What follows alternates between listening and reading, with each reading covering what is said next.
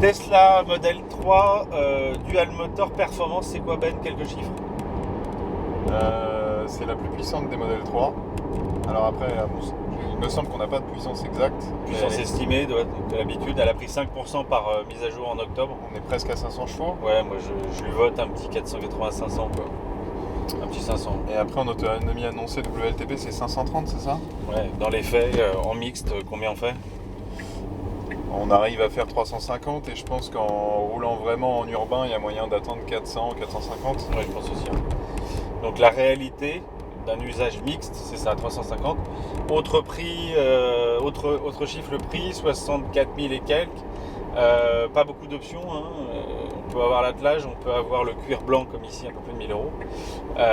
Et on peut avoir, moyennant un peu plus de 5000 euros ou 6003, je ne veux pas dire de bêtises, le système de pilotage intégralement automatique. Mais sinon, voiture clé en main, très bien équipée. 4,69 m, grand volume de coffre derrière, complémenté par le coffre à l'avant. 5 vraies places, d'ailleurs 5 sièges chauffants. Voilà. Hein. Une voiture plutôt réussie, mais définitivement version grande autonomie, bonus de 3000 euros. Ça fait qu'avec un apport assez minimal, vous retrouvez, que ce soit en crédit ballon ou en LOA, avec des voitures qui se négocient à 550-600 euros. À faire, notamment pour les sociétés qui profitent de l'exonération de la TVS. Et on parle quand même d'un domaine de concurrence, d'un champ concurrentiel qui inclut C63 MG, M3, des engins qui à eux seuls doivent réclamer entre 2 et 3 000 euros de TVS annuel, sans parler de malus. Autant vous dire que quand vous le réintégrez mensuellement dans votre coût, avantage Tesla par KO. Tu m'as posé une question assez pertinente. Quelle est-elle? Je t'ai demandé ce que tu pensais de cette Tesla Model 3 performance par rapport aux autres véhicules électriques que tu as essayé dernièrement, à savoir Mercedes EQC et l'Audi e-tron. L'Audi e-tron, dont pour la petite histoire, dont l'organisme qui contribue à autoriser à utiliser la voiture partout en Europe s'appelle quand même Transit. Ouais. Donc voilà.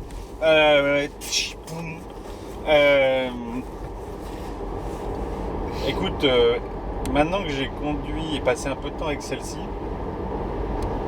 dont on ne peut clairement pas dire qu'elle est aussi bien finie et assemblée et aussi douée pour le choix des matériaux qu'un e-tron ou qu'un EQC. Encore que l'EQC, souviens-toi, j'avais été déçu par certains éléments de planche de bord. Donc, après avoir vécu avec celle-ci, une chose est sûre, je ne m'explique pas le delta tarifaire imposé par les premiums allemands pour leurs voitures électriques, dont clairement l'autonomie n'atteint absolument pas celle proposée par la Tesla 3. Évidemment grande autonomie, mais surtout cette version-là. Là, on est quand même à 65 000 euros. Annoncé 530 km, c'est du WLTP, donc clairement, tout le monde le sait, plus encore les utilisateurs de Tesla d'ailleurs, c'est sinon utopique, en tout cas très compliqué de les atteindre en usage courant. Mais pour le coup, un e-tron c'est un peu plus de 400, une EQC c'est pareil. J'ai fait de l'autoroute et on a roulé à peu près dans les mêmes circonstances d'ailleurs avec les deux. Il est impossible d'atteindre les 350, 360 bornes globalement en mixte qu'on fait là assez facilement avec celle-ci, qu'on fait d'autant plus qu'elle utilise un système de régénération qui est vraiment efficace à la pédale. J'ai beaucoup aimé, souvenez-vous, le système de l'EQC qui par le biais des pédales au volant, des palettes au volant, peut récupérer plus ou moins, mais là, en fonction de la conduite et du lever de pied, vous récupérez vraiment beaucoup. C'est super vertueux. Là, tout à l'heure, on a descendu une pente, on est arrivé pile à la bonne vitesse sur un rond-point. Là, je suis assez convaincu, on a 60, que tu vas pas freiner. Et en fonction de la manière dont on raisonne son lever de pied, ça passe quoi. T'as pas freiné? J'ai pas touché au frein là. C'est bon. Donc, je suis très embêté parce que on peut même pas dire que la voiture, étant plus petite, est moins spacieuse. C'est pas vrai. Non. Parce que elle est très bien répartie. Alors au niveau des coffres, ça doit jouer. Celui-là est moins accessible qu'un coffre de QC, c'est évident, ou qu'un coffre d'e-tron. Mais ils sont souvent amputés aussi par la présence des câbles. Là, il y a le petit truc de devant où on peut quand même rajouter des trucs. Je suis emmerdé quoi. Un EQC, c'est entre 80 et 100 000. Un e-tron bien équipé, et un e-tron, vous n'allez pas le prendre avec des manivelles aux vitres, ou en tout cas pas les rétro virtuels. Enfin, c'est une Audi quoi. Une Audi, ça se négocie pas avec des pneus en 12 et sinon ça sert à rien d'acheter une Audi. Là, on voit clairement que Tesla a de l'avance. Même si je reste convaincu que tant que les bagnoles feront pas de manière évidente 500 bornes, Toujours pas toucher au frein et on va s'arrêter. ouais. Tu viens juste de m'interrompre hein. Non, je dis ça. Pour la catégorie, je trouve ça super. La Tesla S pour moi est un peu plus incongrue parce que c'est un gros bateau lavoir. Le X, c'est pas pire, c'est que le X c'est n'importe quoi à mon sens. Ça vaut un bras. C'est clairement la caisse d'Amerloc quoi. Donc ça ne sert à rien en France. Enfin, bon. Qui l'a acheté pour rouler vraiment avec 7 personnes dedans? Ça rime à rien. Donc il y a deux solutions. Soit BM sort un X7 45E avec 7 places, ce dont on sait tous que ça ne sera pas le cas dans la mesure où les places arrière seront bouffées par la gestion batterie. Soit tu mets un GLS hybride, auquel cas je dis bravo, mais ça fera jamais plus de 60 ou 70 km.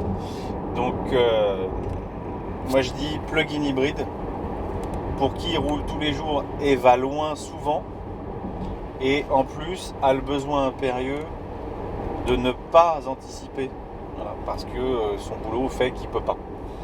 Par contre pour tous les autres, franchement tu as 1 ou 2 enfants, tu fais ponctuellement 1, 2 fois, 3 fois dans l'année des grands périples, sinon tout le reste c'est du 200 bornes maxi, mais vas-y.